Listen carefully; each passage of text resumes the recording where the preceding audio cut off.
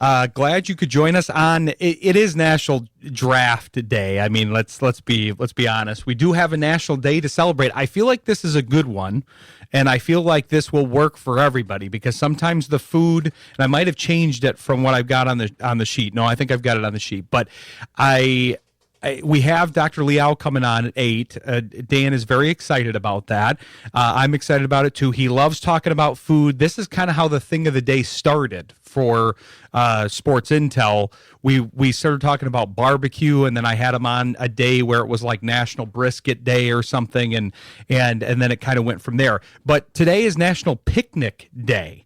And Shayne kind of has some clothes on that looks like he might go to a picnic in these clothes. So I'm curious if you ever if you and the wife ever maybe go out for a picnic. You know, we actually never have.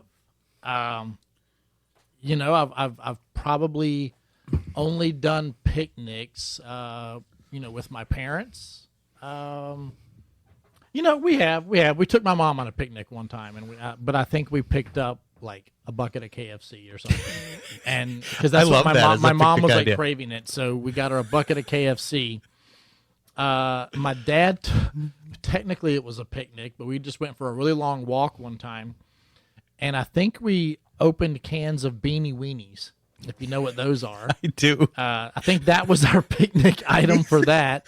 This is my favorite. I don't think anybody's going to beat these answers. These are my favorite answers already. And then I think, other than that, maybe it was me in my younger days trying to be romantic and suave or something, and maybe I had wine and cheese. There you go. Or something. See, but I thought you were going to say, oh yeah, I get the charcuterie going, I get the meats, I get the cheeses, I get the wine.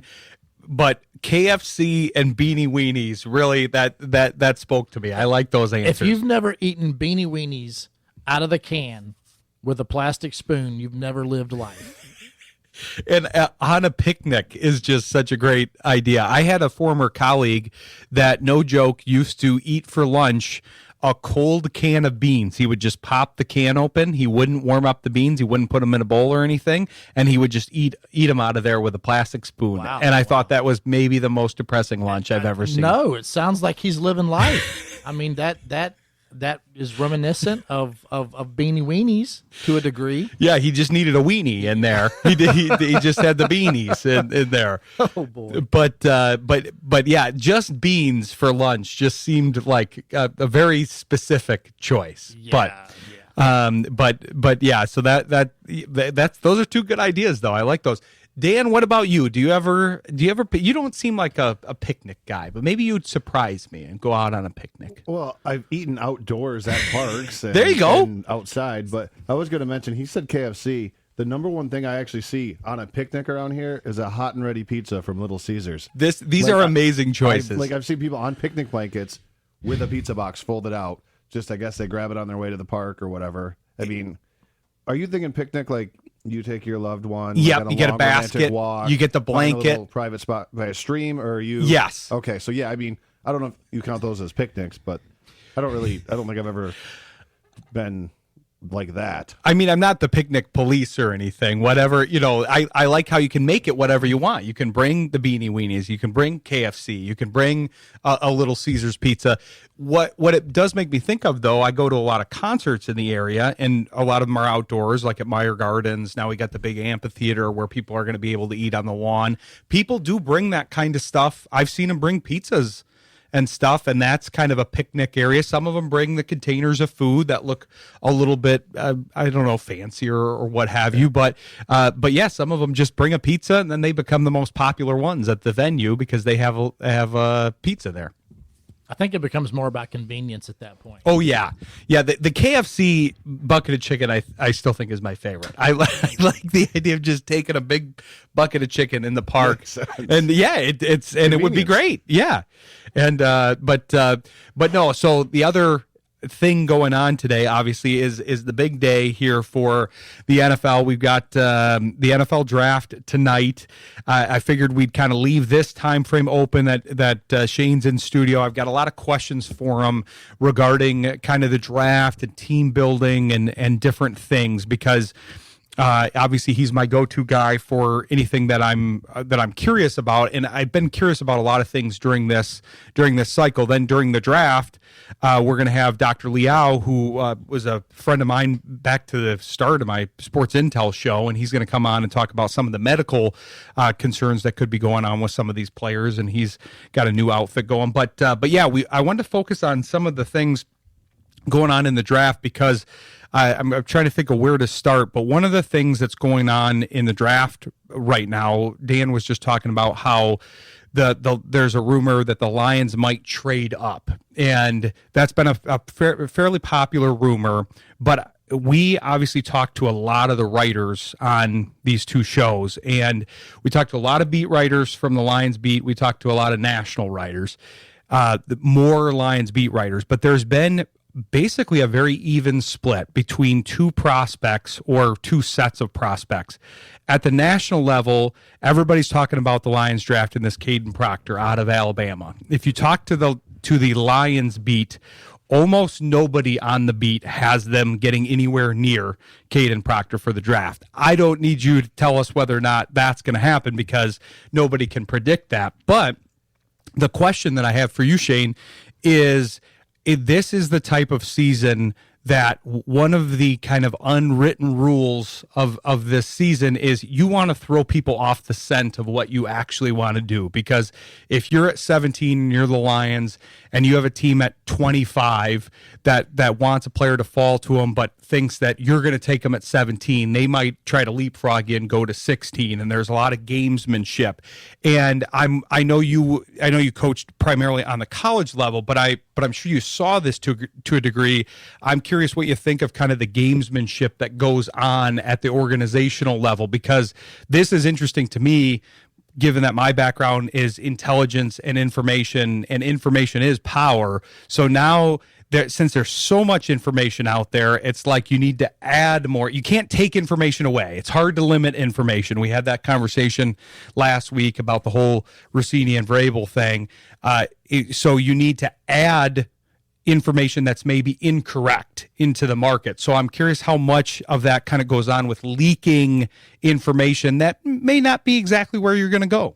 I've definitely heard of that. And you sometimes you want to throw people off the scent just a little bit so that you don't kind of tip your hand as to the cards you actually want to play. And you might make comments in some interviews that are kind of a little misleading, kind of throwing a little bit of a bluff out.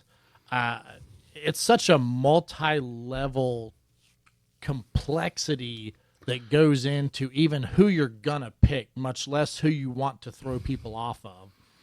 I mean, first you got to look at what are your immediate needs. And then when you get your immediate needs, it's what's the salary cap position that you have for throwing money at that immediate need. Because if it's a position that, is typically going to be, if you're in a draft position where you have the kind of money that is going to be a high pick, you have to find out, like, whoever you're getting, are they truly that value? And if it's a position that you really need, you're probably going to stick to those, high dollar positions that you're going to go after, because you're going to see higher dollar figures come out in that early part of the draft. And then you've got to look at your depth needs. Where are you with, when you had injuries the year before, and who could fill in, and how reliable were certain people? How well did they take to rehab if they did get injured? And understanding, the availability of a player is one of the biggest things, especially if you're paying them a lot of money. And if you're going to go with a high draft pick and you maneuver your way up, that puts even more pressure on that draft pick, because if they don't pan out, then you look like an idiot. So it gets so complex when you're dealing with, how much money can you put into a young guy? What do you have left on your team that's, that you've dealt with in free agency when it comes to the money? How much space do you have on the salary cap? And then is that person worth the space they're going to take up?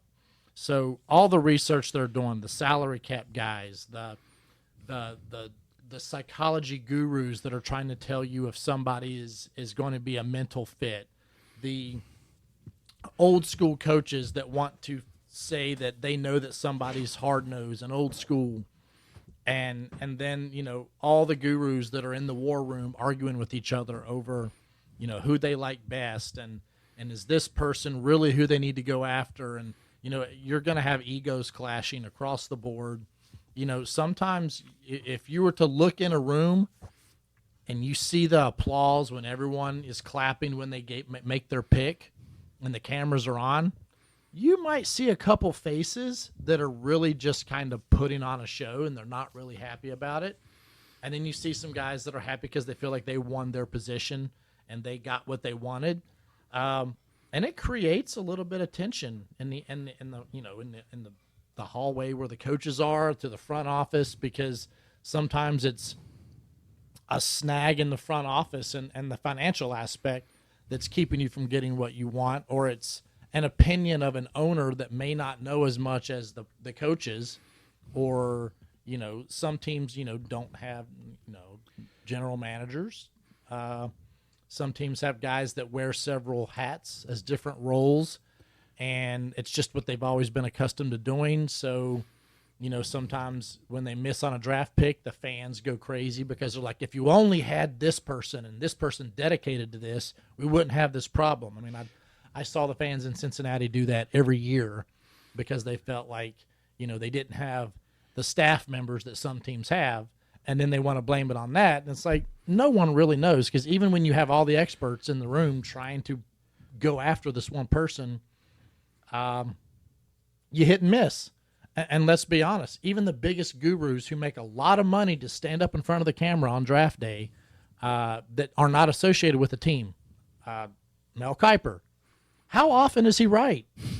How the heck does he still have his job making the money he makes to get up there and spew the information that he spews out and really not really be right half the time?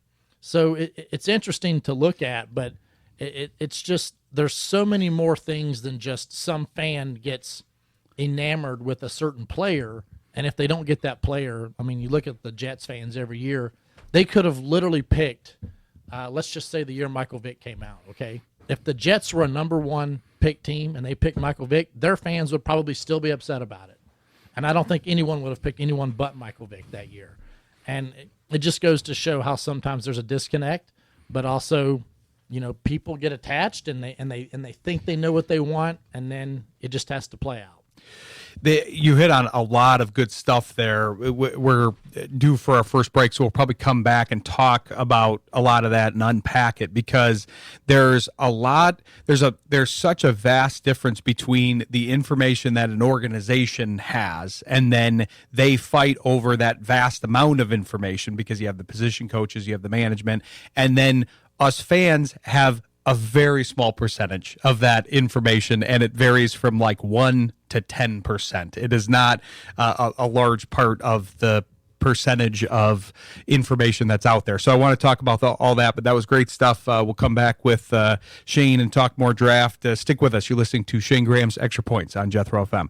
Having a good conversation about the draft, because I just went through a mock draft with the guys from Michigan Football Network, where we literally took over all the teams in the league. We split them up, and we had 10 or 11 teams apiece, and we went through the whole draft process. It was fun, but it helped me become more informed on the prospects and helps for my informational capability for the show and now going forward when these players get to teams.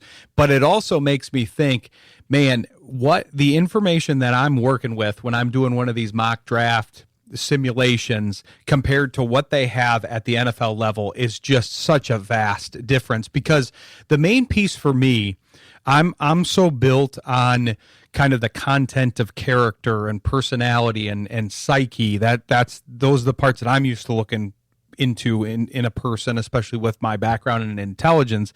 And that's a piece that we all miss as fans, because all these interviews that they do for the top 30 interviews or for the combine, or when they talk to these guys on the sidelines at the various bowl games, we miss all of the context clues that they get, and I think that is at least 90% of the battle to a degree, because we got the tail of the tape, we know the people's hand size, we know all of these details about their bodies, but man, I mean, not knowing their minds, it makes it very tough, and that's information that I'm sure weighs heavily on NFL decision makers. Absolutely, and half the time as fans, we're only privy to, what is, kind of the public persona of a person.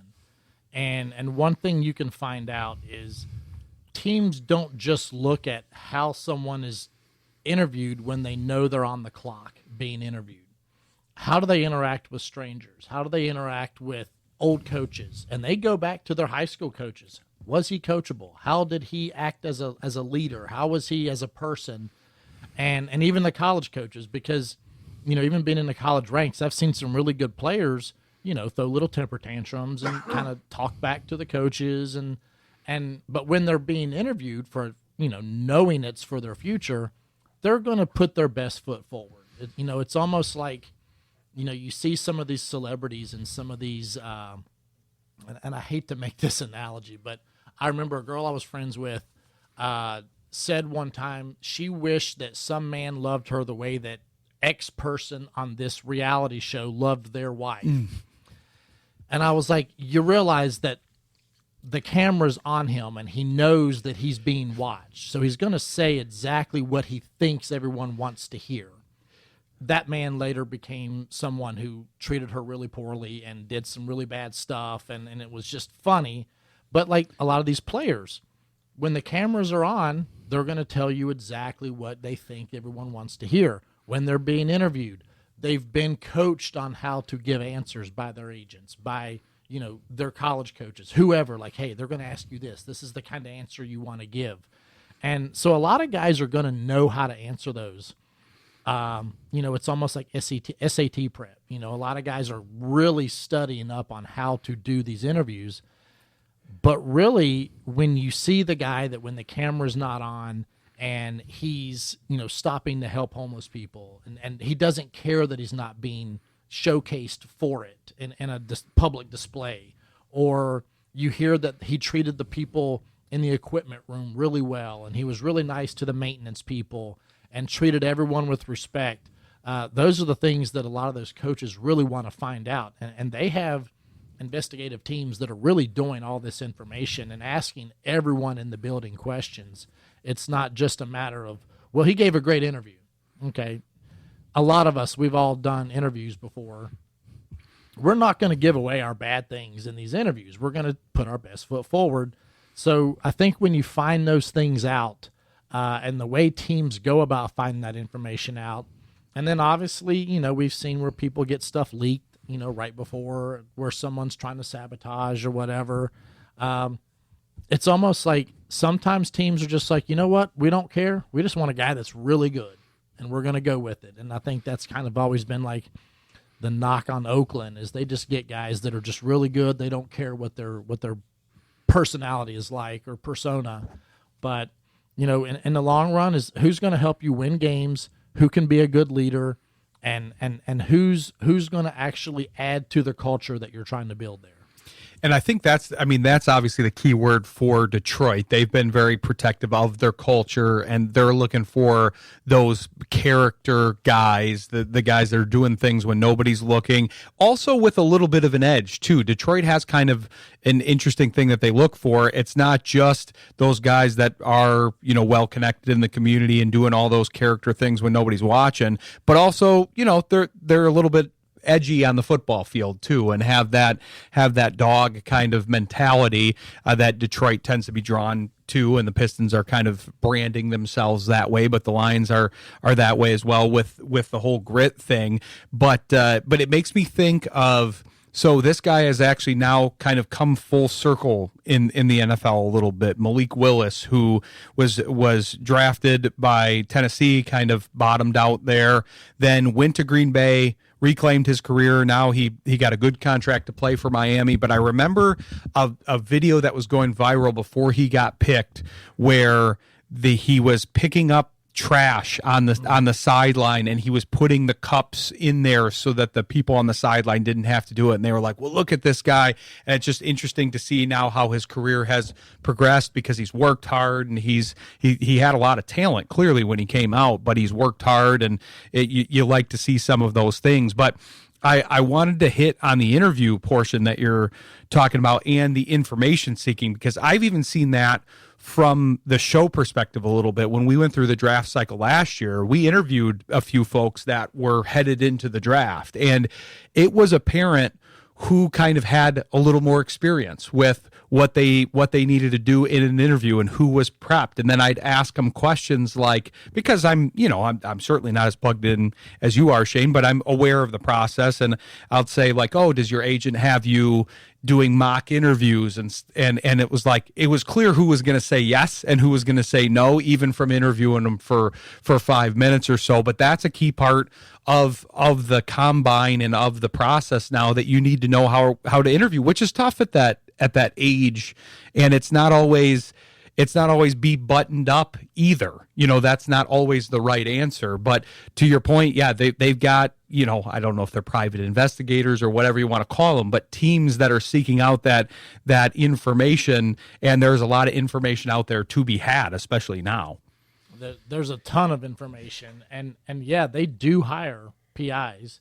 They have the NFL security organization as a whole is backed with former FBI members and people that have a lot of resources at their fingertips, and they're using investigators to find out information.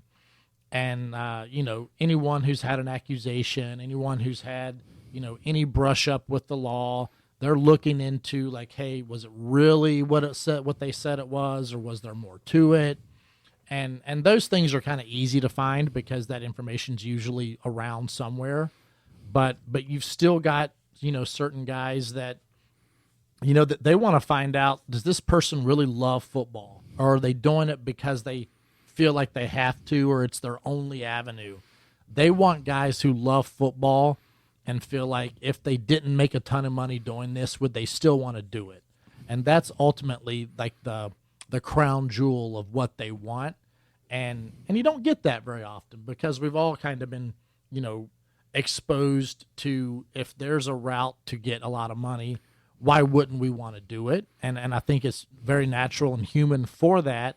But I think they're looking for the guys that, hey, yeah, they're going to make a lot of money, but they really love football, and they love studying the game, and they love knowing the history of the game, and they love knowing the competition and the other people they're going to play against, and they're just so enthralled with the game itself that they want to be an encyclopedia. And those are the guys that really end up making it a long time, because you can see a lot of guys who have a lot of physical talent that just don't make it quite as long. But the guys that usually play really long are the guys that when you have conversations about football, they're throwing out information that they have just remembered that most people wouldn't remember, because of how much they've studied and how much they've obsessed over the sport.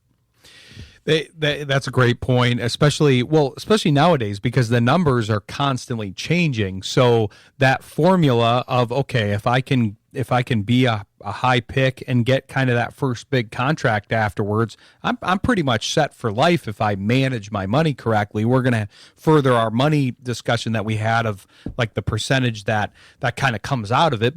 But especially nowadays with the contracts the way that they are, you can still have a good nest egg for yourself after, before even 30, say, but between your first two contracts. But I remember hearing that. I was hearing that when I was watching some draft evaluation today.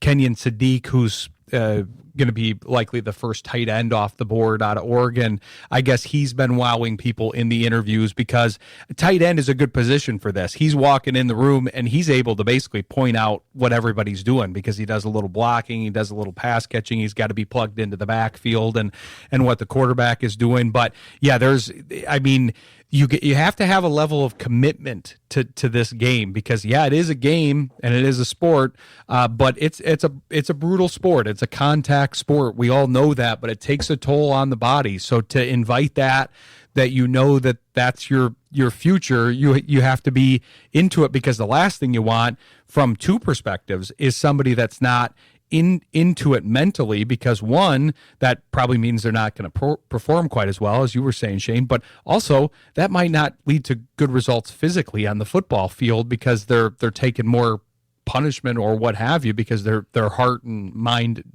aren't in it. Yeah, and a lot of that comes down to as well, how intrinsically motivated are you when it comes to your hard work physically as well. Not just how much do you study the game, how much do you study film, all of that, but how much are you training your body to be at the highest level of athletes. And you see guys that just kind of do what's expected, and then you see the guys that do above and beyond. You see a guy like Ray Lewis, and you can say what you want to say about the guy, but he worked so hard and knew that, like, when he was starting to get up there in age, he had to work even harder. James Harrison worked so hard in the weight room because he knew he had to work so hard, because there might have been other people with more talent, but he wasn't going to let anyone outwork him, so he could physically keep the edge that he had in order to compete with these 22-year-olds that are coming out every single year. And I think and then when it comes down to it, is not everybody's going to be a first or second round draft pick. You're going to have third, fourth, fifth, sixth, seventh rounders. And when you start getting up to those third, fourth, fifth, if you're not an offensive lineman, you're going to have a role on special teams to even make the team. I've seen plenty of guys drafted in later rounds that didn't really accept the special teams role, that they might have to run down on a kickoff. They might have to block on a kickoff or punt protection or punt return or whatever. Because if you've got 45 active guys, 22 starters with 22 backup is 44. Well, then you've got a kicker, a punter, and a snapper. That's taking away a couple of those spots. You've got to have guys backing up a couple spots, and then you've got to have guys that can play special teams. And you're not necessarily always going to be the starter when you're drafted in a higher round, because you have people in front of you that are getting paid a lot more money to be the starter. So you have to find a role. So how willing are you to run to the front of the line when it's a special teams period? And there's drills that you maybe didn't have to do in college because you were the superstar. Now you have to take that role because you're now just a guy, and there's somebody who's paid 3, 4, 5, 6 times more than you at the starting position, and you've got to wait for your, Wally Pipp moment before you get to go. Well, and I feel like we see this a lot, because obviously everybody that makes it, or most people that make it to the NFL, they were a star at all the other levels that they played at. They were a star in college, they were a star in high school, and so that's the first level that maybe you're not a star anymore. You're a backup, you're a reserve, and so you have to adjust to that role. You could grow into being a star. Doesn't mean you won't be, but yeah, you might not start that way, and accepting that and working harder to overcome is a big kind of decision point and fork in the road for a lot of these young athletes. But yeah, good conversation so far on the draft. We're going to continue it and talk some about the specialists here too, but stick with us. You're listening to Shayne Graham's Extra Points on Jethro FM. Having kind of a draft preview here with Shayne, getting into the kind of anatomy of a draft. Shayne, obviously you recruited guys when you were working in the college ranks and stuff, and I believe at least one of them is in the draft cycle here. But I'm curious how you kind of looked, because we're talking about evaluating players. Obviously, kicker's a specialist. That's why we refer to that position as a specialist. But there's still that breakdown between the mental and the physical. There's a lot of physical that goes into being able to kind of have the mechanics to kick that perfect kick every time, like you used to. But there's a lot of mental stuff that goes into it. So how did you evaluate that, or do you evaluate that, because you still train a lot of these guys? How do you kind of look at that? Because the mental piece is a lot harder. It's just like mental health is harder to assess because the brain is a lot more complicated than the body. Well, I think for me, what I look for is how do guys handle when things don't go well? And, you can always see the guys that, everything kind of always went their way. they performed at a very high level. Never had an opportunity where things were on the line and things didn't go well, or never had 2 misses in a row or 2 bad punts in a row. When you see a guy go through something that could potentially break them down and you see them get through it, that's what you're looking for. You're looking for the guy that can handle when things don't go well, because I promise you there's going to be a time when things don't go well. No one has ever had perfect scenarios just play out and never have to deal with anything bad. And some guys fold, and some guys use it as a learning experience, and it thickens their skin, and they toughen up, and they learn how to deal with it a little bit more in the future when that happens again, and they learn how to get through it. I certainly know my career was never perfect, and when I went through tough times, I had to go through some of those, sometimes personal off the field and still be able to keep the edge on the field, and sometimes it would be performance-wise on the field and still be able to bounce back from it and not just let it snowball into the end of my career. With the young guys, you have to kind of see what have they gone through and how have they handled it, because you got to know, like, you don't have that scholarship to fall back on where you're still guaranteed that 4-year spot on the team. You may be packing up a black trash bag that next Tuesday, and you have to be willing to go through that and know how to bounce back from it and know how to stay confident without losing everything. And I mean, we've talked about this on the show, but a kicker is one of those positions that likely, like I have the kicker rankings pulled up so we can talk about them a little bit, but they're predicted, the ones that are predicted to be drafted are late in the draft, which is usually when a specialist goes, if they do get picked. A lot of them are undrafted free agents, but that is the one position that if you get drafted late, you are likely maybe factoring in to be the starter, because they're going to likely keep one kicker, but you're also too close to being unseeded too. And then the other part of the stuff that you were talking about with kind of having to deal with the outside noise and deal with personal issues, that has to be 100 times harder nowadays too. And this is as somebody that barely uses social media, and I don't pay attention to it at all, and I don't respond to anything anybody says about me on the internet, but there's a lot of stuff that's said about all of these guys, and as easy as it is for some people to say, oh, well, just don't listen to the outside noise, it's kind of hard when people are having some pretty pointed attacks and just the volume of comments for missing, say, one kick or not or throwing an interception in a game or whatever position you are. Yeah, I think first off, learning to turn a blind eye is very hard, especially in today's society, because there's so many avenues of fans' access to communicate positively or negatively. And I think the key is to not get too caught up in the positive, so that when you see the negative, it doesn't affect you as strongly as well. Guys have TikToks and they're trying to expose the fans to their personal life. The fans can judge them for that, and they can judge them for their fashion. They can judge them for things that aren't even included in football. You look at, so many guys that, fans get on them for painting their nails or what they wear to the stadium the day of a game. And it's like, has nothing to do with what they do on the field. And then you have, you've got to deal with the fans that think they can do what you did, or think that because you make the money you make, you should never make mistakes. You got to deal with that, and you got to understand it doesn't matter. If your coaches believe in you, if your coaches believe that you're going to be able to get through any negativity that you've dealt with, then you just have to bounce back and know how to keep your confidence high. But also, you need to learn to not pay attention to that. And it's really tough to do, because everyone's locked onto their Twitter, their Instagram, their TikTok, their, threads, whatever they're watching. And some people really love to see people patting them on the back. And one thing one of my coaches told me a long time ago, sometimes people love to love you, but a lot of times people love to hate you. And when you have something that they wish they had, they're going to probably resent you more and probably come after you because of, whether it's jealousy or resentment or whatever it may be.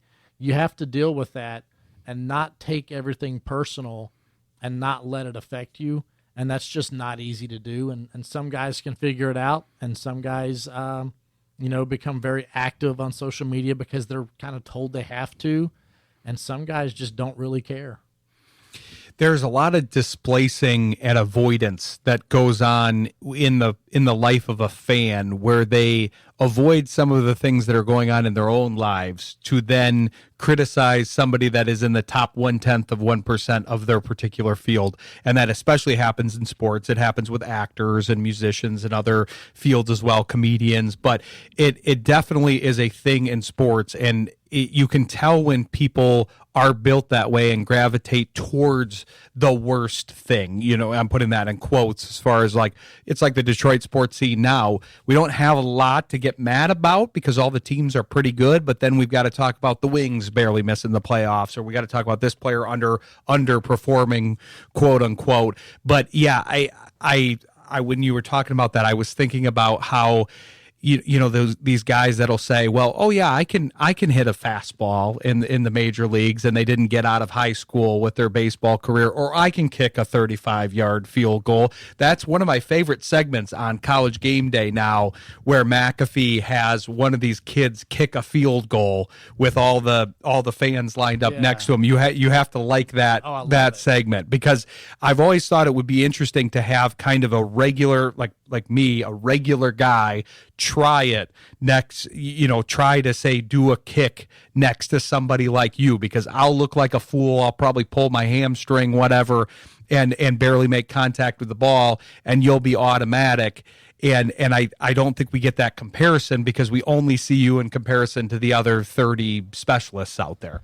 Well, and a way you can kind of look at the way some people may see things, and they're kind of deflecting from their own lives. You look at soap operas back in whenever they started, 70s. I don't know when those things started. Okay, people probably sat at home and watched those because it distracted them from their own misery or their own boredom or their own depression or whatever, so they could see the drama that other people were going through, fictitiously or not. Pro wrestling, a lot of people really got into that. And it's because it gave like this huge distraction of drama that, could maybe stimulate them because they didn't have something that was stimulating them in the way that they wanted.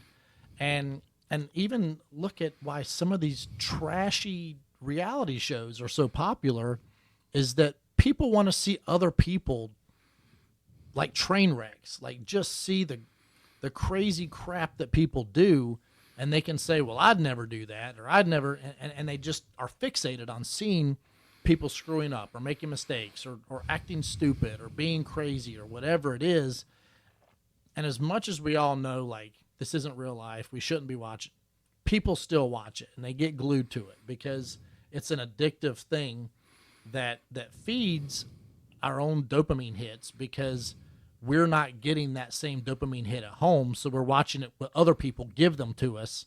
And when we watch sports, it's kind of the same thing. We're looking for that dopamine hit of joy, and sometimes we're taking a dopamine hit of the negativity that comes with that, whether it be the teams we don't like doing poorly, or if we're really stimulated by reacting to the team we like doing poorly, and it just gives us that reaction to be able to be stimulated by the negativity, and we react to it, and it kind of makes us forget about maybe what we're going through at home that we don't want to deal with.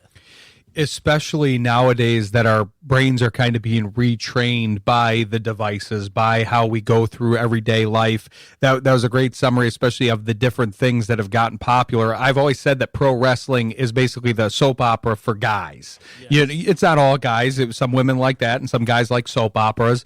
My grandfather watched, I believe it was The Young and the Restless, for decades. So people follow along with that stuff. But it's a great thing to be aware of as a fan. That's why we try to. Hey, we had a group of guys in my dorm that we didn't schedule a class at 1 p.m. so we could watch Days of Our Lives. Okay, I'll admit to that. I wasn't the ringleader. I was just guilty by association. I'll just say that. But there was a group of guys that would get together and watch it, and maybe some girls in the dorm too. But it was, just for the entertainment value of it. So listen, I get it. There's a reason that those shows stayed on the air for as long as they have. They're some of the longest running shows that we have in television history at this point in time. Same with wrestling. Wrestling is one of the longest running things that we have going. WWE now, Raw is one of the longest running programs that we have. Even though we all know for a fact that it is choreographed chaos, but people still watch it. There's a lot of football players that are involved in wrestling too. That's interesting to see the crossover there. I can't imagine that ever appealed to you to make an appearance at wrestling. You know what?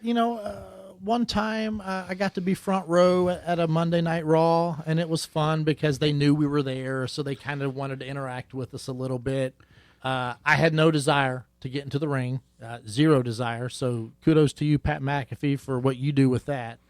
But, you see, the body type of some of these guys. They're, The Rock, guys like that. Like they're just made to be that size guy for that role. Brock Lesnar. I don't really know that he was really a football background. I think he tried football. Didn't work out for him. He had a tryout with the Vikings. Goldberg. Yeah, I think Goldberg actually played a little bit he in did. college and maybe had a cup of coffee in the NFL. With the Falcons, actually, yes. I believe, yeah. And so, you see some guys like that, but their body type just makes sense, defensive line or linebacker, just whatever. But any of it, it's all a distraction. We know it's fake, but some of us still watched it. And honestly, part of my childhood was Saturday night. What was it called? It would come on either right before Saturday Night Live, but it would be like the WWF. And I remember watching Andre the Giant versus Hulk Hogan. And it was like this big deal that I thought that Andre the Giant cheated to beat Hulk Hogan. And I was so mad and upset. And I even knew then it was fake, but we still got caught up in it. Oh yeah, it's entertainment, and that's what they call it, sports entertainment now, because they've got to differentiate it from football that somehow some fans out there still think is scripted, but like WWE is. But yeah, that's interesting stuff to talk about. Want to get in a quick preview of some of the specialists that we might see picked today. So we'll pick Shayne's brain before he leaves on the specialists here after the break. Stick with us. You're listening to Shayne Graham's Extra Points on Jethro FM. Having a bit of an NFL draft preview. It's due to start in about 10 minutes here, but wanted to talk to Shayne about the specialists. Not that he's had interactions with everybody on this list, because I tend to make that assumption because he's so well connected in the kicker and punter world. But he has had a lot of interactions with these guys, including recruiting basically the top rated guy. I've got the Athletics Beast, where they rate. They go through hundreds of prospects and rate them. They have ratings on 40 kickers in here, Shayne. I don't think we're likely to see 40 kickers or 40 punters or 48 long snappers. They also have in here. But I was curious because a guy that you've been talking about a lot, that because you recruited him, Trace Mack seems to be kind of the unanimous number one overall guy. We'll see if he goes first. That's up to the teams, but he seems to be the number one prospect at the kicker position, and you know him better than most. Yeah, I got to know him very well during the recruiting process. When you're in the recruiting, when you're the coach that's recruiting a player, you get to know the family, you get to know the dynamics of the family, you get to know the personalities of the parents, the personality of the player, because you have conversations on the phone, you're texting, you're messaging with them nonstop, because you're almost courting them, the girl you're trying to go to the prom with or something. But I really like him. I think that he's going to be, I know that's got him at number one. He's either going to be number one or number two, in my opinion. Physically, I think all those guys are up there as guys that can do it. I think Dominic's a guy that has some mental toughness, and he works with a performance coach, and I know that he's kind of being taken down the right path with that. and the punters as well. I mean, I think the kid from Georgia, he was kind of known for being really strong, and I think a lot of guys like that. But the Eckley guy, I think, has done some good job, at the combine and at his pro days. I think he impressed some people, and I really think that we're not going to see anybody tomorrow. I doubt that we're going to see anyone in day 2 as well. I think a second and third round pick for a kicker is really, a team's just going to have extra picks and a big need for that guy. I just don't see it happening. But you'd be surprised when you're going to get some sleepers that maybe aren't drafted who end up being the starting guys when the season starts. Well, this list is interesting because I joked about it being 40 people. It is 40 people, but I also think that probably this guy that's putting everything together is not necessarily an expert on. He's trying to be an expert on everything. He does a good job with this article for The Athletic. But the guy I like on here, we've talked about Smack. Zaveda is number 2, as Shayne was talking about. But the wild card for me is number 5, and we've talked about him. This is the Tokyo Toe out of Hawaii. That's going to be an interesting one because you were talking about guys that haven't had a lot of hardship. And although that doesn't necessarily apply to somebody like him because he's come from another country, he's had to learn, a new language, a new culture, and figure all this stuff out. He also has kind of burst onto the scene and done very well. So we haven't, I don't think he missed a kick in college. So we haven't even seen how he reacts to his first miss. Yeah, it's hard to tell when you just you haven't missed. But then you think about what hardship did he have to go through? He is self-taught. He taught himself on YouTube how to kick. He taught himself how to speak English. His whole path has been uphill. I don't know if he's had a downhill path until he got onto the field, and his performance, did such a great job of going perfect, which is something you just don't see very often. I'd like to say that his journey toughened him up, but I definitely think he's going to need to get a few more of those bumps and scrapes and cuts, and little blemishes to really kind of fine tune him. But I'd like to see him land somewhere. I really would. That's a good story to see. The list is, you're going to get a lot of guys who get into camp and hopefully try to secure spots on practice squad, things like that. But you might get 2 guys drafted, 3 max, in my opinion. And even then, there's been years where you've only had 1 guy taken at each position. So you just never know.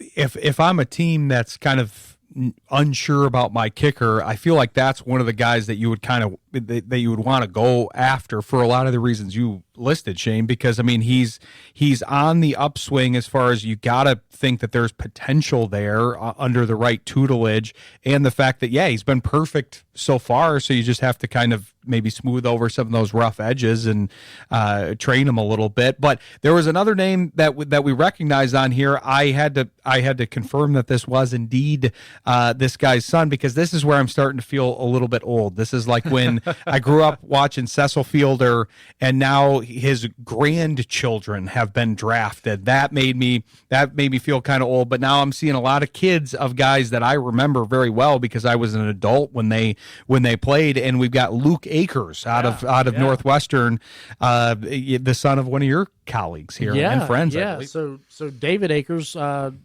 all-time great for Philadelphia. He played here as well, in Detroit and San Francisco. I've worked with his son since he was in high school, and I don't know that he's draftable, but I think he has the physical ability. I know he punts and kicks. I just don't know which one is going to be the one that he would try to go with. I would assume punting, but I actually may see him here in a weekend or so. So I'll actually be talking to him about all this when I go to Chicago. But I'd love to see him make it. I know he's had his dad kind of mentoring him coming up, and he's spent a lot of time with me, and his dad, kind of counts on me to give a lot of mentorship to him, which is kind of a really big honor. I went last time I was at David's house. I'm visiting with him, and he saw that I had this framed thing in my house with all of my jerseys. I played for 10 teams, so I've got a frame with a jersey from all 10 teams in one frame. He was like, "Hey, where can I get that done?" And I'm like, "Well, David, you didn't play for them." And he's like, "No, for my Pro Bowl jerseys." He's got 6 Pro Bowl jerseys. I'm like, "All right, David, I get it. But no, David is awesome, and I've loved working with Luke and getting to know Luke over the years. So I certainly hope the best for him. It is a big vote of confidence that because this is not the only time that you've been asked by a legendary kicker that to kind of mentor their son, because it is different. We've talked about kind of that father-son dynamic. We all know how that goes if you are a father or a son or both, and so that is a big vote of confidence. And if I'm an NFL team, I'm not just saying that because you're sitting next to me, but if I know that kid is from David Akers, been trained by David Akers and Shayne Graham, I feel like that's a guy that I'm giving a second look to. I mean, when it is harder to figure out the rankings here, and I've got these rankings up just to refer to some of the players. The only other name I recognize on here is that, and the only reason I recognize him is because we talked about him on the show, but that Jafir Murphy, who had the combine explosion and in a bunch of things that may or may not impact his actual ability to kick. He looks like a very good athlete, but he's in the top 10, slightly above Akers. So it's just it's interesting to see where these rankings are. Not that they really matter; it'll matter when they get into the NFL here. Well, and more than likely he'll potentially get a camp invite or at least what they call a mini camp tryout, which is. They bring you in for like the rookie mini camp, and you're not under contract. You sign a waiver saying if you get hurt, you're on your own, all that. Besides whatever, expenses may be incurred, I think, for your health care. But these guys get to come in and do a rookie mini camp so they can bring in multiple guys that don't necessarily count against their roster, and then they can narrow it down and say, hey, we're going to sign you to a contract. Now you can compete for the job. I think that's going to be something that's going to happen for him. And honestly, I hope he gets somewhere. If he doesn't win it the first year, I hope he continues to develop and stay working and be a guy that can get a chance. Well, we've seen from watching some of these other kickers here, Jake Bates being one of them, the Detroit kicker, and a lot of other guys, Brandon Aubrey, that hey, they didn't go to the NFL right away, and their careers have ended up being okay. So yeah, it'll be interesting to follow these guys. We'll certainly be following up on next week, kind of seeing who gets drafted, and then also who's picked up as an undrafted free agent as well. So, but great stuff. We're going to have to let Shayne go, but we're going to have Dr. Liao on after the break. So stick with us. You're listening to Shayne Graham's Extra Points on Jethro FM.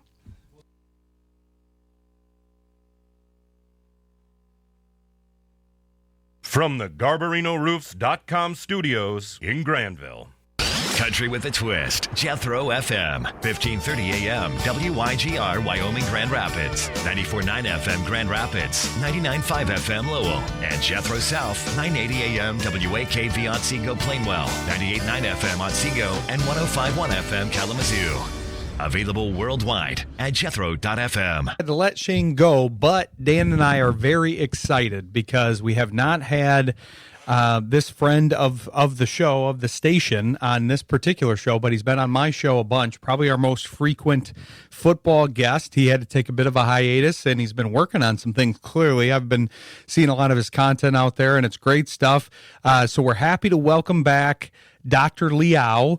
You got to be following him if you're a Lions fan, and we're going to welcome you back with, apparently we got to get him back on the line here, but I'll give a little bit more of a promo while Dan's getting him back on, because this is, we talk about a lot of the intel and a lot of the information behind these guys. This is something that you need to be watching, the medical issues and the things that could be making people drop here in the draft and could impact the Lions, because the Lions have had a lot of medical issues. But we want to welcome Dr. Liao back to the show in the only way we know how, by saying it is National Picnic Day. So Dr. Liao put together a picnic basket for us based on the foods that you would want in there. How's it going, Ryan? Good to be with you on draft day. Definitely. Love draft day. This is a perfect time to have you back. As much as before, when they changed the format from a Saturday, Sunday to now doing these primetime days, it's because of food. You got that whole Saturday. You got 3 rounds. You start early in the morning, put some smoked meats and that barbecue. Smoked meat all day while watching the draft, looking at all the picks. Makes for just this great football weekend in the middle of the off season. It was just a great thing to look forward to every year, but now don't get that opportunity, so sort of a loss for the country there. Well, no wonder we're going to focus on food here at the beginning, and you're echoing what Shayne said actually in one of the breaks. He was saying he liked the old format. Now we have the food thing on the weekend, but it's more so hearing about how Mel Kiper likes to put potatoes on everything. That's the main food discussion, because I don't know if you've caught that, but I believe he likes to put mashed potatoes on everything, including pizza. I can't imagine that would be something you're in favor of. Interesting. I never tried that before. So just sort of like creamy, gooey mashed potatoes, or are you sticking it on the pizza, then cooking it so you get a crispy topping? What are we talking about here? Because I could go for that crispy topping of potatoes. That might be interesting. The way that you presented it, the latter sounds decent to me, but I'm pretty sure it's the former, that he's dipping it into the wet mashed potatoes and then just eating it that way, because I think he dips most of his savory foods into mashed potatoes.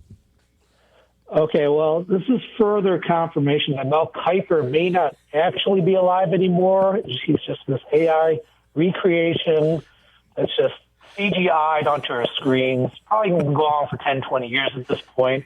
So I think that's just further confirmation of that.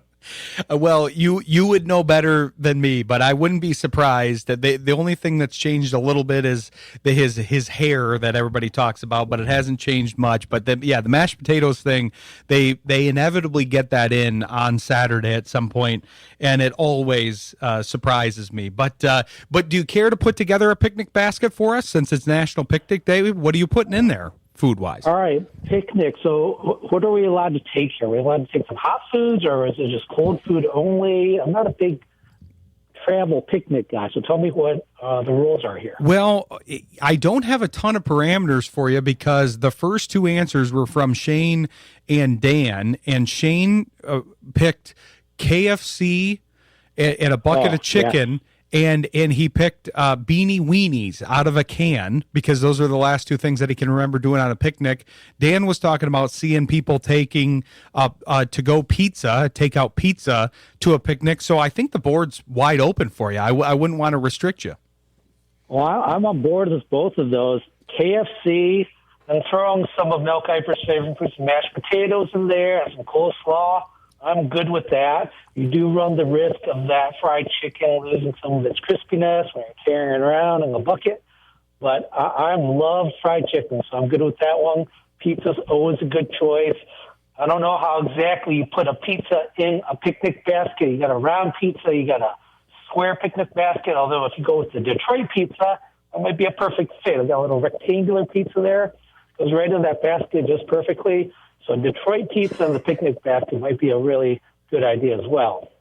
I'm an aficionado of smoked meats, so I like talking about the NFL, talking about watching football. I'm smoking up some ribs.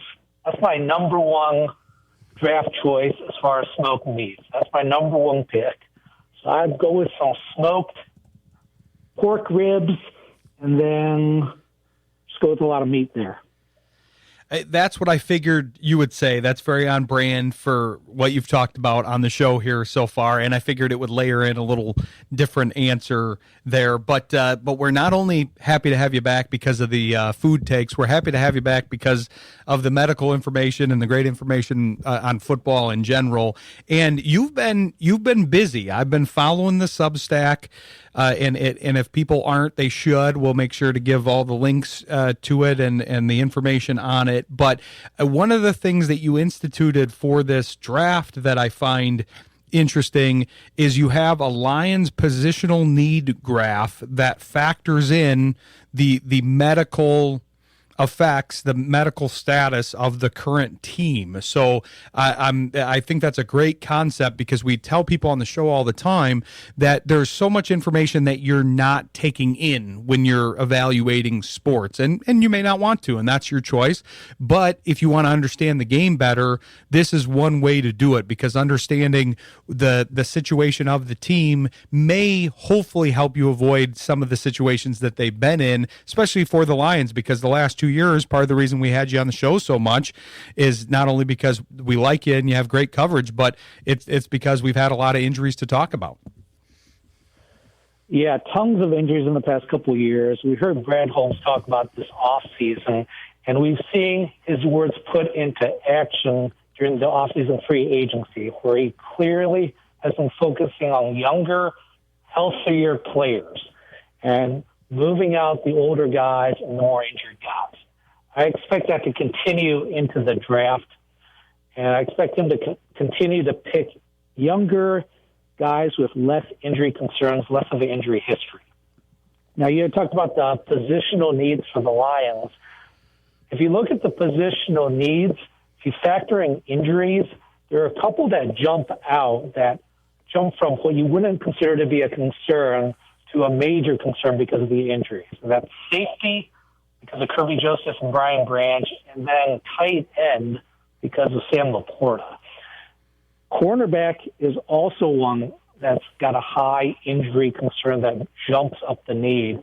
You got 3 guys last year coming off of pretty significant injuries, and DJ Reed with a pretty major hamstring, Terry M. Arnold and Ennis Rakestraw both with shoulder surgeries. And then the rest of the guys are one-year guys. So cornerback is a sneaky need for the Lions.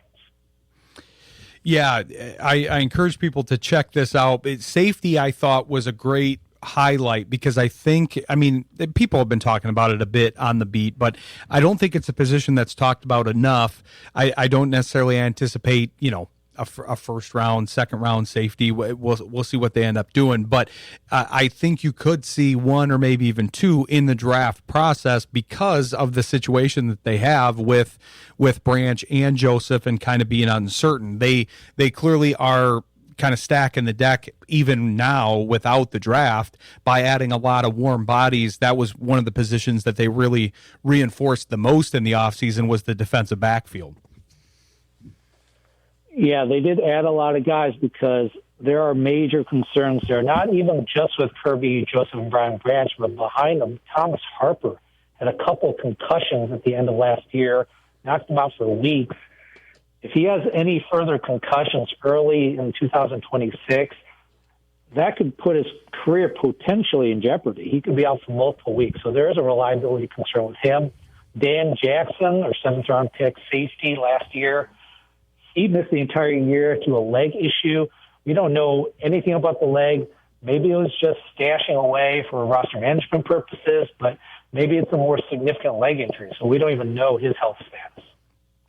Exactly. And then obviously you've got we're talking safeties, but you talked about the corners, and then you've got Rakestraw that unfortunately hasn't really been able to play much, and they have a lot of potential for guys that won't necessarily be consistently available. So this is going to be interesting to watch how this lines up with the needs in the draft here and what they actually do in the draft. But one of the things that we covered with Shayne, which would be pertinent to you as well, it's interesting from an informational standpoint at this point in the season, because there's a lot of reports that go out there, especially from a medical standpoint, that although they can be valuable information, there is also misinformation at this point too. So you have to kind of be able to discern what's what and what's kind of more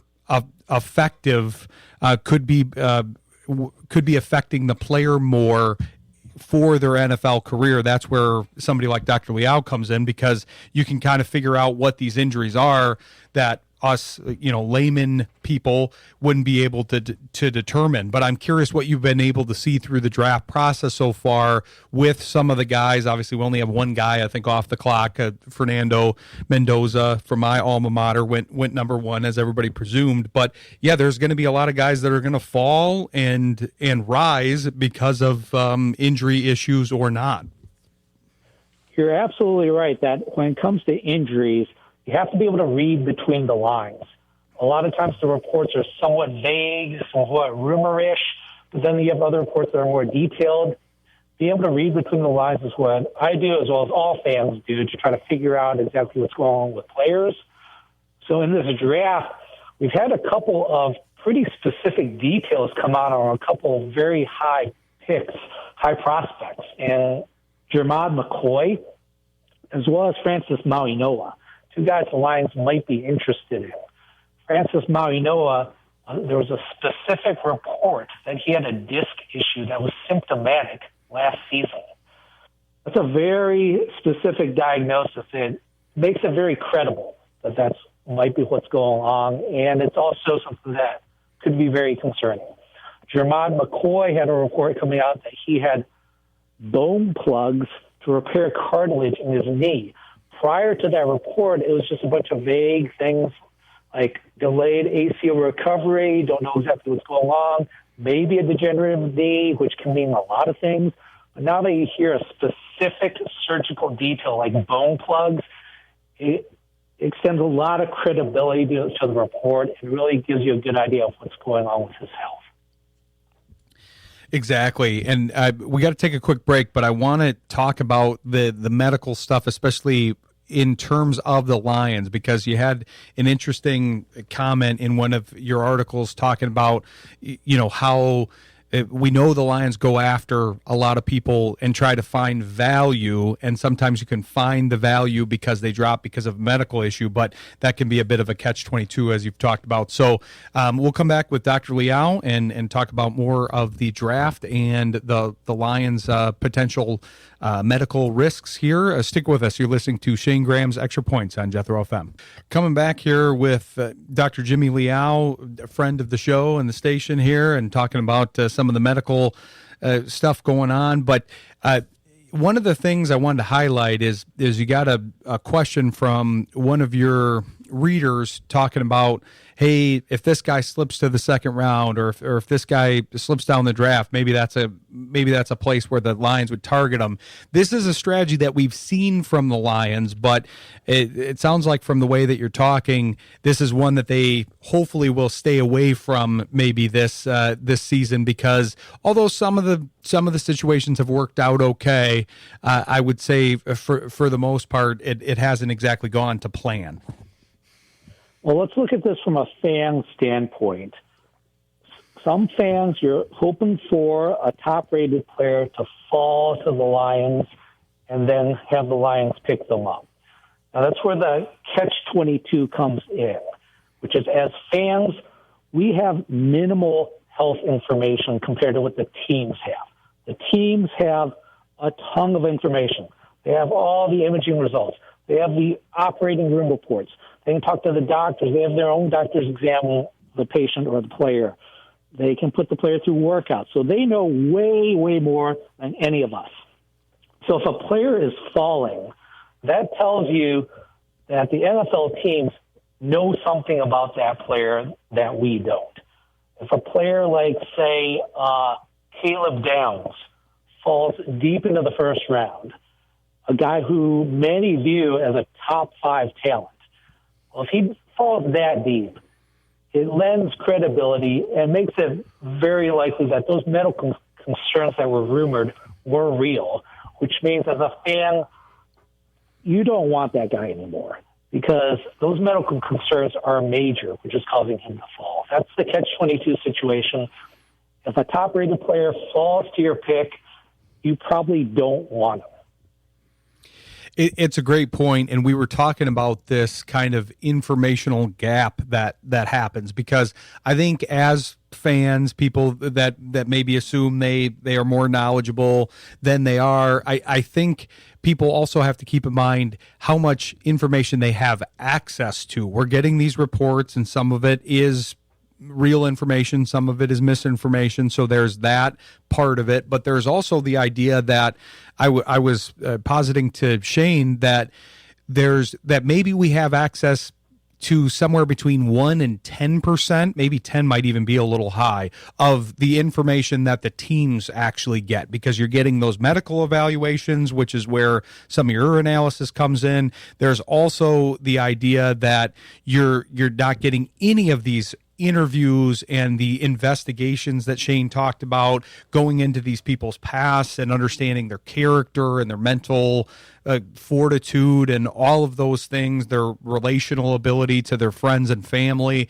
We don't have any of that. You might hear a report here and there that you have to determine whether or not it's true, but we have such a small percentage. And so if there are teams that seemingly agree, okay, to use the Downs example, if 5 to 10 teams passed on this guy and at least 5 of those could have used a great safety of his reputation, then there must be something about this, and our medical guys looked at him. I'm going to now consult with them. And so we have to keep in mind that there's a lot of information that we don't have access to. Yeah, you're absolutely right. It probably is less than 10% of the actual health information that is filtered out and got into the public, which is what I deal with. I got no inside information. It's all public information. So what I try to do and add value is to read between the lines of all this information and tease out what is really important and what's not that important. And that's how I do all my medical concern level rankings and scoring. Certain things are much more important short-term and long-term than other things. Any kind of cartilage issue is a major concern, like Jermon McCoy. Any kind of degenerative issue, a spinal issue like Francis Maunoa is a major concern for me. I think that was downplayed by a lot of people, saying that he'll be fine, or he could just get a surgery and he'll be fine in 3 months and he's good to go. I disagree with that. I don't think that's entirely true. You got to realize that surgery is not a guaranteed fix for everything. So this is what I try to do, is try to figure out what is important and what's less important when it comes to the medical histories. And that's why you should be following Dr. Liao, because he is able to kind of increase that informational value that we don't normally have access to. I've made the same kind of reference on the show for a while now, because we talk to a lot of the beat writers on this show, and thankfully have relationships with really the majority of the Lions beat. And we've also got some contacts for the national draft beat as well. And I've seen a real deficit, a real difference in what's coming out on the national beat versus what's coming out in the local beat. And this doesn't entirely have to do 100% with injuries, but it's a similar comparison, where a lot of the national stuff has Caden Proctor linked to the Lions. Hardly any of the local guys really believe that that's a strong possibility from the writing that I've seen and the interviews that I've seen.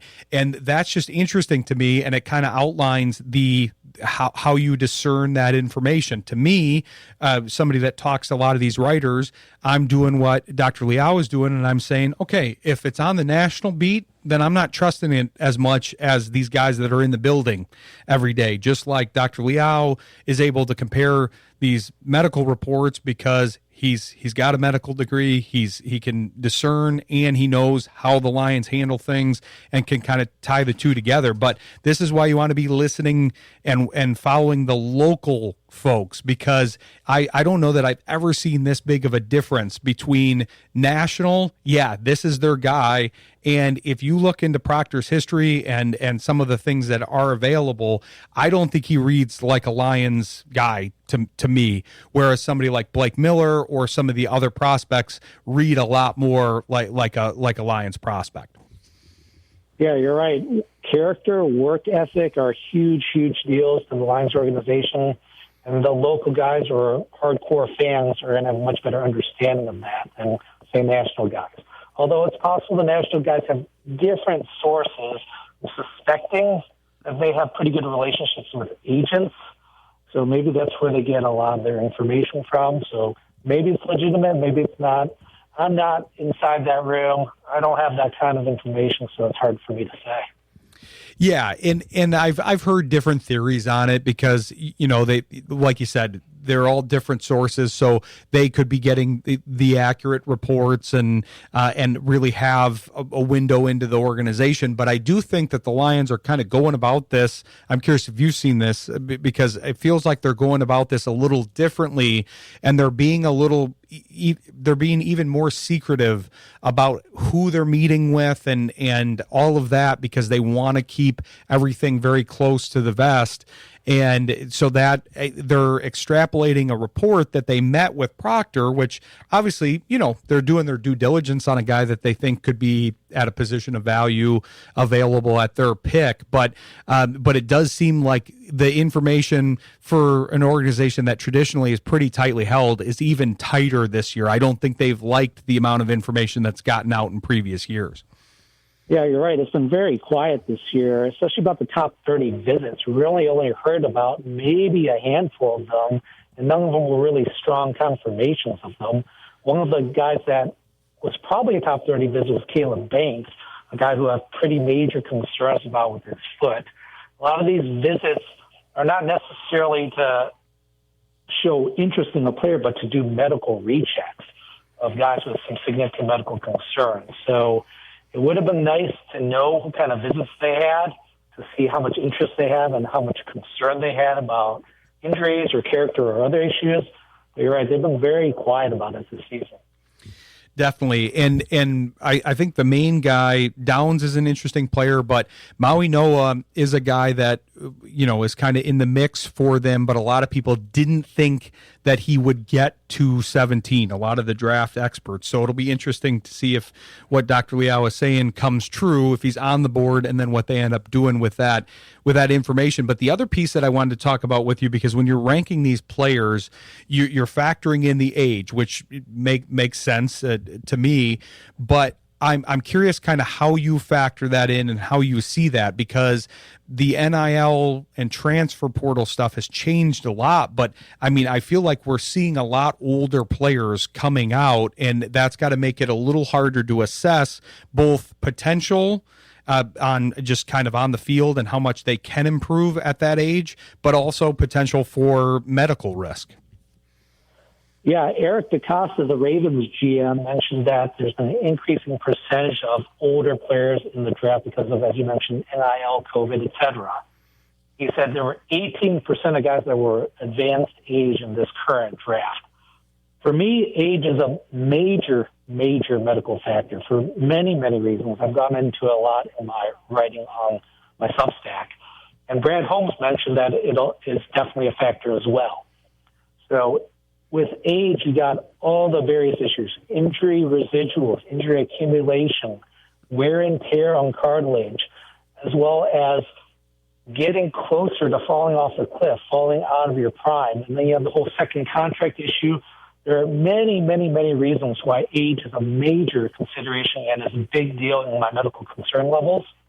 You can't beat Father Time, as Brad Holmes said. So this is relevant to a guy who's been often projected to the Lions like Akeem Messidor, an edge player, that the guy we need at the position we need. However, he's 25 years old already. He has a foot surgery in his past already. The age issue is something that's a major deal, especially in the first round, where you have to give out a 4-year guaranteed contract. It's still very important in the second round, where there's an increasing amount of guaranteed money now in the second contracts. But it becomes a less and less issue as the rounds go later and later on. But in the first round and the second round, you really want to try to avoid these older age players, mainly due to these guaranteed contracts that you have to give out. it's interesting because I like Mesidor as far as on-field production goes, but the other side of this age thing too, because that's why I talked about the potential on both sides, both potential to improve once you get to the NFL and then potential to kind of decline quicker or have those medical concerns. Yeah, the other thing is the age and experience is an advantage. So the fact is that he had the benefit of being a 24, 25-year-old at the end of his career playing against some of these guys that are 18, 19. That's a huge difference from both a physical and a mental standpoint at that point in time. Yeah, he has a big advantage in college when he's playing against guys who are 3, 4, 5 years younger than him. So that needs to be taken into account. Is he taking advantage of younger players, and once he hits the pros, he's not going to have that advantage anymore? Is his ceiling already where he's at, or does he have more room to grow? These are all really tough questions to try to figure out. And even though he might, a lot of people say that these older players are ready for the NFL and they don't need a breaking time.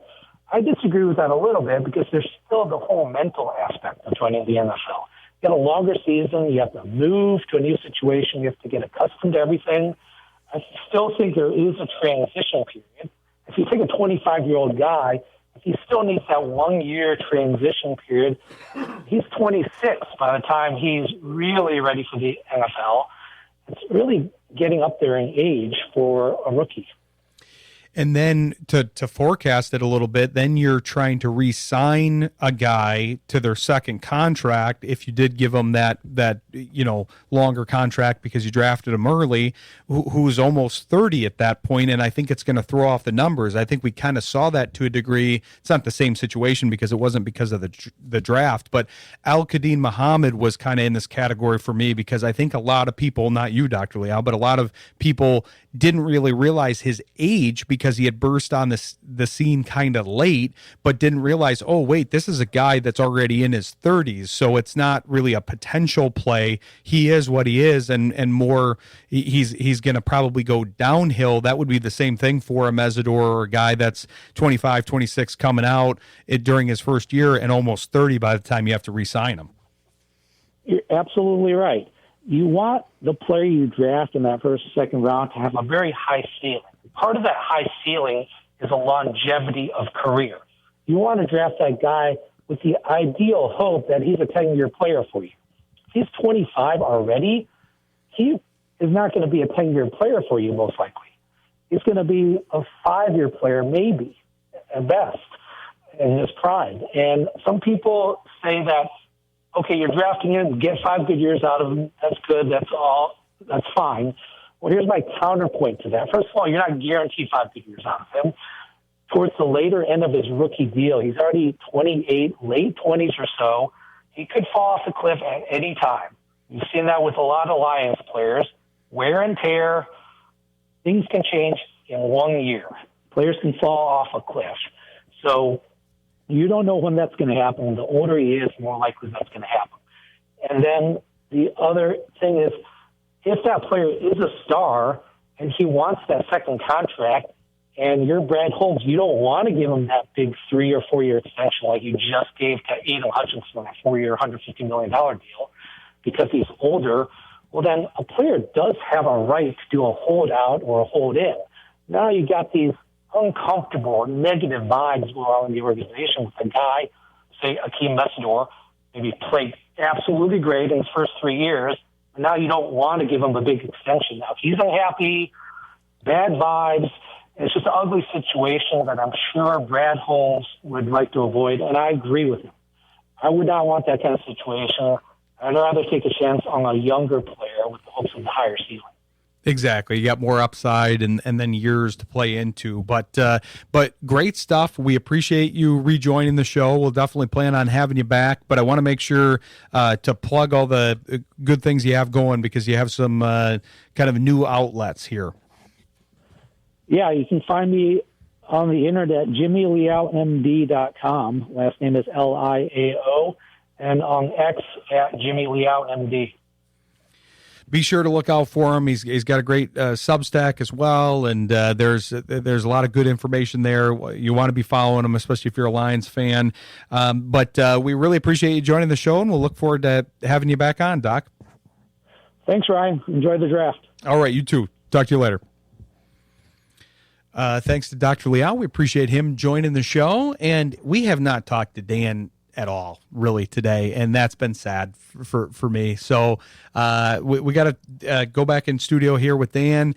We'll finish it up and see what's been going on with the draft. He's been following it, and from what I'm seeing from the first few picks, it's already kind of zigged where other people have zagged in the mock drafts here. So stick with us. You're listening to Shayne Graham's Extra Points on Jethro FM. Coming back here in studio with Dan. He's been following the draft here. I see there's been some moving and shaking. My guy from my alma mater went number one, Fernando Mendoza. That was the pretty likely pick. But beyond that, I haven't seen a lot of mock drafts that have had what the results have been since then, and it looks like we already have a trade too. Yeah, it looks like the Browns traded for number 6, or they are trading number 6 to KC. So KC is trading up from 9. And then, so based on the conversations, the people thought the Jets were going to go edge. They just didn't know if it'd be Reese or Bailey, and they took the proven production over the younger player who could develop a couple years younger. And then at number 3, the Cardinals took the running back. Still didn't really shock anybody, but the first Ohio State player going off the board being Carnell Tate at number 4 was a kind of a shock. The whole crowd looked confused. So, and then have they made pick 5? I was kind of it's saying the pick is in. I don't have it up on my computer they haven't shown it yet. on TV yet. And if you're the Chiefs here, because like you said, I maybe part of the reason they traded up is I don't know who the Giants are taking at this pick. There's been a lot of rumors of a Sonny Styles, but I don't think some edge players, so I don't think they're going Reese. So I think the Chiefs are going to go Reese because that's what they said they wanted. That's what everyone's been saying going into the draft. Exactly. You got Reese and Bain on the board at this point in time. That I think are. I don't think anybody. It just populated for me. So that looks like the Giants took Reese. Okay. So I got to think the Chiefs are going Bain here. Yeah, to this trade because it's the run or whatever to not lose one of your guys. Which this for the folks that are Lions fans, which probably most of our show. This is probably ideal for the most part. I know there's probably a smaller contingent that wants defensive end in the first round. Yeah. That's not a large, that's got to be like 10% of the base at this point, because most people are on board with the offensive tackle thing. To not see anybody yet on the offensive line is a good sign, because this is always, I don't know how you do it, Dan, but this is always how I kind of do the math. I lay out the guys that I'd like to see, and then it's like as the picks dwindle, I go, oh, perfect. There's 5 guys I like on my board, and there's only 4 picks before the Lions. Yeah. And the guy who I'm becoming more open to in the days since, and again, people were excited about the Josh Rosen pick for the Cardinals, and then a year later they took a quarterback number 1. It's all relative. Nobody knows anything, but it's, you maybe help me with the name, but it's the guard. I think his name's Vega Ione. Yeah, they kind of remind me. I remember the year when they picked Ragnow, and I stayed at, I watched the draft. I was like, I stayed up till pick 23 for this or whatever it was. It ended up being a Hall of Fame level prospect. That kind of feels similar.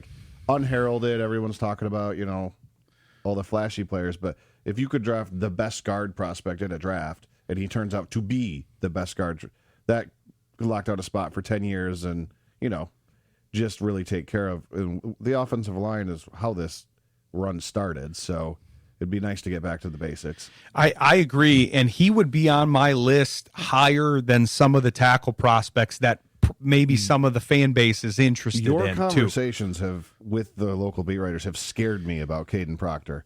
I get it. He's a big man, should not be able to move that much.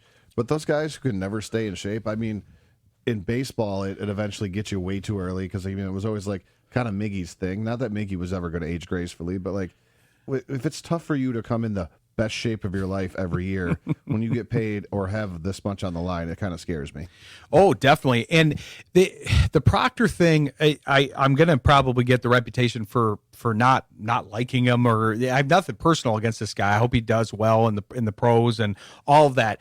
It's just that if you were to write out and I'll use Blake Miller because that's the guy that a lot of the beat is kind of gravitating towards, and it's the guy that I think they should and potentially will take. Maybe give me a few more picks because we'll have a couple more picks before we get off air. But I look at Proctor, and he reads like the exact type of guy that the Lions tend to avoid. Right. He's got the physical stature. He's got a lot of traits. Physically, he reminds me of what I read about like Penei Sewell. A big man should not be able to move like this, but not when they read about Sewell. It was like this guy eats and breathes football. So exactly, he had all the other things, because it's not that they avoid traits, but you have to have the character traits to go with it. Right. Isaac Tesla had a lot of good physical traits, but the reason why they traded up for him is because he had a lot of other things to complement it. They liked his character, how hard he worked on the football field. Yeah, like finishing blocks at Senior Bowl, I think was a big story Holmes would bring up. Like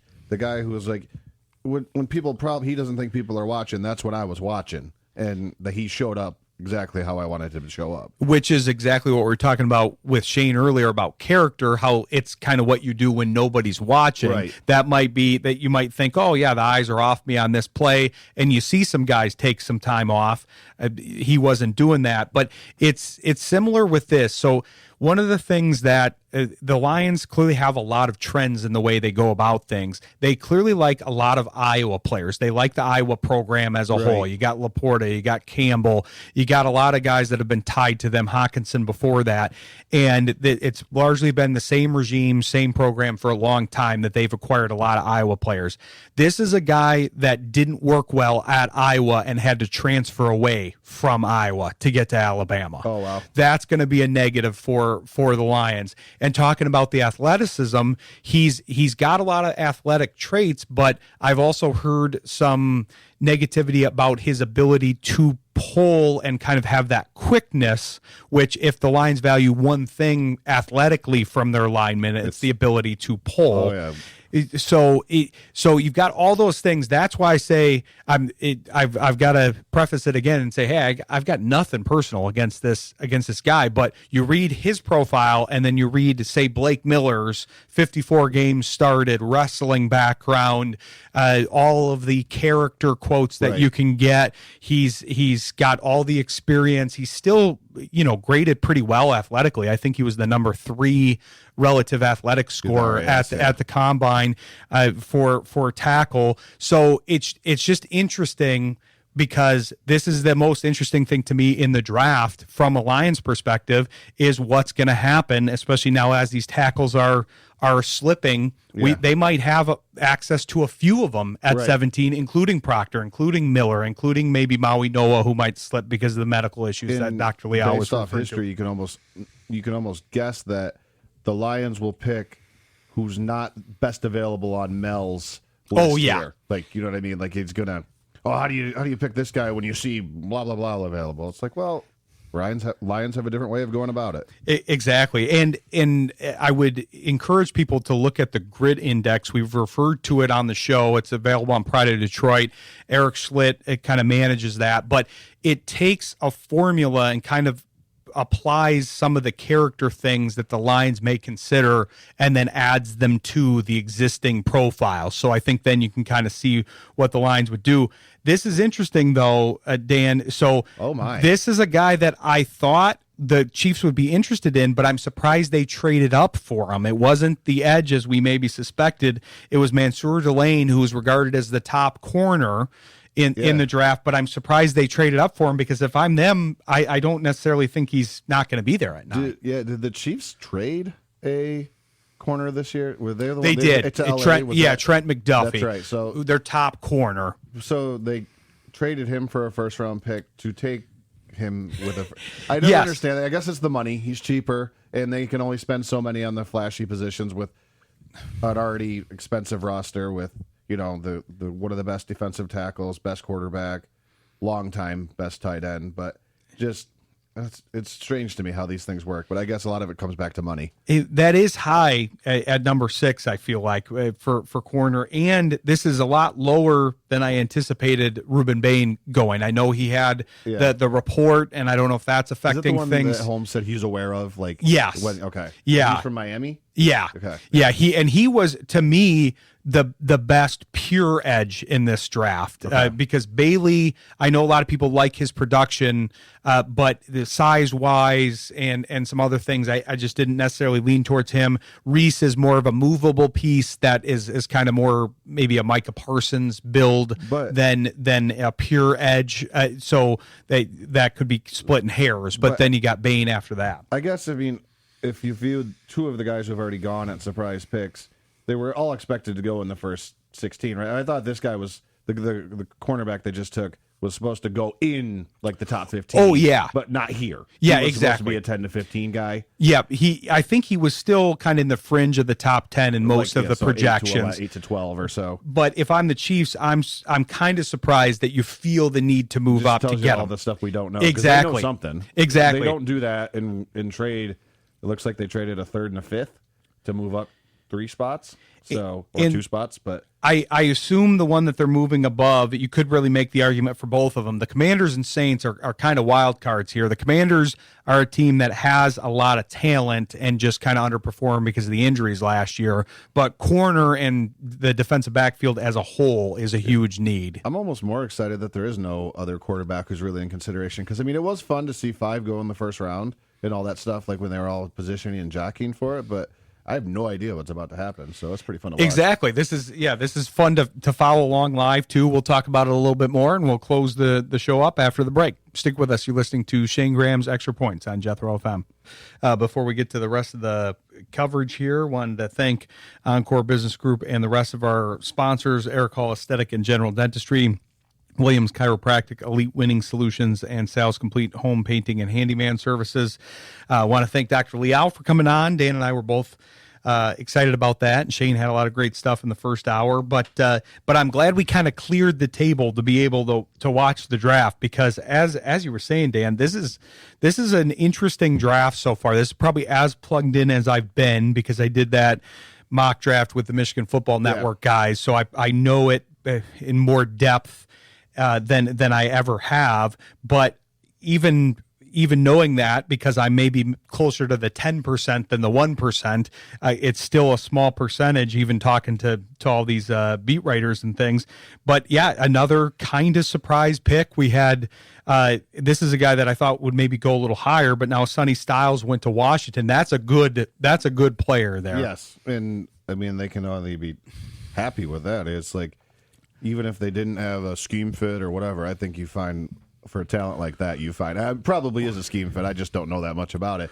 But, like, how do you say no? The guy who was, I thought, talked about as a possible number 1 at some point. So yeah, there's a lot of I read a lot of reports talking about him as the best player on the field when that defense was on the field, which is kind of hard to determine because you had Reese, you had Downs, you had Caden McDonald, who will likely go in the first round. You had a lot of talent, but this guy is going to be, I think, very flexible. It's going to be interesting because Arvell Reese was getting some Micah Parsons comparisons, being able to play edge and linebacker. I think Styles is more in that category than people are giving him credit for, that he probably has some rush upside. Definitely the ability to play linebacker, but also has some safety skills in more of a linebacker body. Just watching him on video, he looks, I mean, like his pass coverage, he looks good out there. He can move side to side really well, and he was picking up, routes and what to do. So, yeah, this is fun, man. I don't know what's going to happen. Now I'm like, is Fano in play for the Lions? Like, I don't know. Like, I always thought they said he was good, but he's a pipe dream. And it might still be, but I mean, so I have been kind of against the idea of the Lions trading up if it's the theory that people are putting out there for Caden Proctor. Right. Again, very anti-Caden Proctor on my campaign, not trying to be, but I don't think he's necessarily worth trading up for. But I also up at your house tomorrow. Yeah, exactly. Yeah. Apologies to you, Caden. I think he can have a very good career. I just think it's with somebody else other than the Lions. I see a lot of fits for him. Proctor reminds me of the guy with the gas mask. Who the heck was that? Bain? No. Oh. Do you remember right before the draft, somebody dropped so far? Laramie Tunsil. Yeah. And he kind of, I think he's been a great pro. He's been traded a few times, but just, I don't know. That's just not the Lions' style, like, to be caught up in that stuff. Just, yeah, that's why it's so surprising, like, with the Terry and Arnold thing. Like, and it sounds like it doesn't really, he's, like, around these people, but, like, his name has been brought up, but I don't think he was actually involved in any crime, so that I've seen, but not to go off the wall there. Oh, but. no, it's true, though. This is, I mean, it was interesting to talk to Shayne about the investigation part of things, and you kind of knew that was happening, but that kind of put a finer point on it. And this is something that the Lions value. That's why I've been banging the drum so hard, because I can't assess Proctor's offensive line ability and his ability to play tackle. I'm not that good at watching tape and figuring that out. But if you just include the other part of the package, I think he's out no matter if he could play line standing on his head. Right. Yeah. I just don't see it. Like I said, all the coverage with all the local beat writers and the guys who actually get to be in the building and talk to the coaches and hear the stuff that doesn't get, in front of a camera, but and they're delegate or they're delicate with the reporting, but if they say something, they're going to be able to defend it, and they have not gone with the Caden Proctor thing. No, they've gone the other direction. The one that's kind of in limbo here, because we might as well talk about all the tackles because we haven't had one taken yet, pending the Cleveland. Well, Cleveland looks like they're on the clock. They haven't even put the pick in yet. That's a team that could use some O-line help, but they need some help kind of everywhere too. So we'll see what they end up doing. But you've got Fano, who was thought to go too high for the Lions. I think that would be a good pick if they could get him. I think that would be a high value on their board. Then there's some question marks. Maui Noa, I think, would have been high, but kind of like you've said with some of the beat writers kind of souring you on this, Dr. Liao, his coverage has soured me on Maui Noa a little bit because of the back issues. And we, as Lions fans, we know about back issues. Yeah, Sam Laporta is number one on my mind. But... Yeah, Levi Owunzurike had had some bad back issues, and that's limited him for his career. Yeah, a guy who was just in the news at a veteran tryout, Josh Pascal, second round pick. Yeah, that was like his last year with us. A back injury took him out for the year. Yep. So. And those are great examples of the concept that Dr. Liao was talking about, guys that likely fell because of their medical history and people avoiding them, and then the Lions going, oh, okay, this is a good value here. And so, that's why he wants them to avoid people like Mesidor.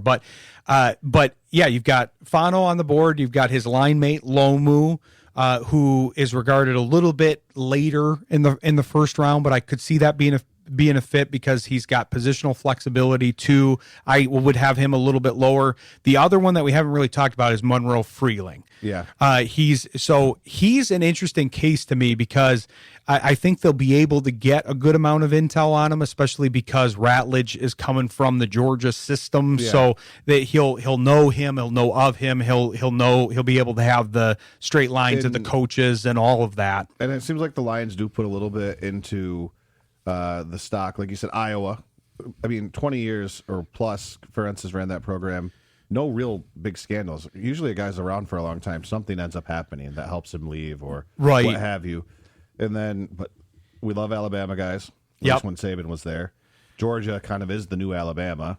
And, it just seems like the Lions value that high competition, high program, because it's not just SEC competition or Big Ten. It's practicing against future NFL talent too. Oh, exactly. So, yeah, in Ohio State, they grabbed Tyreek Williams last year. Yep. They do like the big programs. I think they'll go for some of the value guys in the later rounds that may be from some of the smaller schools. We've taken a couple guys who barely played football in the later rounds with the guy who the defensive end who was out last year. And Ahmed Hassanin, the prospect? Who's the guy who barely played football from Canada that we drafted? Giovanni Manu. Yeah. So Manu is the one. Okay. Yeah.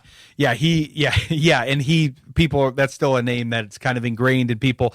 There's still time for him. I have to remind people of that because people are like, well, he's a bust. We knew he was going to be able to have to develop, and he wasn't exactly taken in the first round either. Right, no. They just gave up capital to get him, which then kind of exacerbated this situation. But the Browns look like they're taking all of their time here. I don't know what your screen's looking like here, Dan, but they're showing us on the clock. The Saints pick, so I might be behind. Yeah, So yeah, I'm excited to find out who the Saints pick. Was it?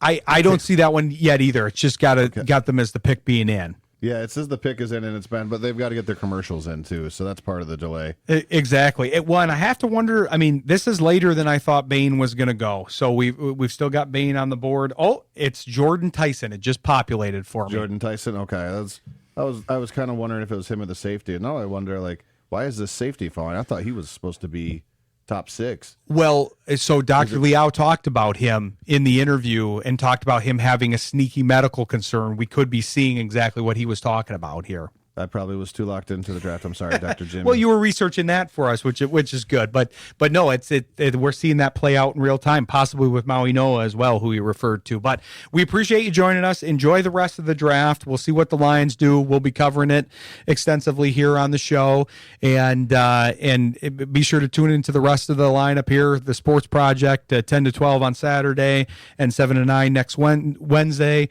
Monday, Sports Intel 7 to 9 with me. Make sure to tune into the weekend shows. You've got the Polka Pops and Polka Overtime with MLB and crew. You've got Jeff Isaac on the All Request show Saturday nights, and then obviously Conrad and Rowdy holding it down during the days during the week here.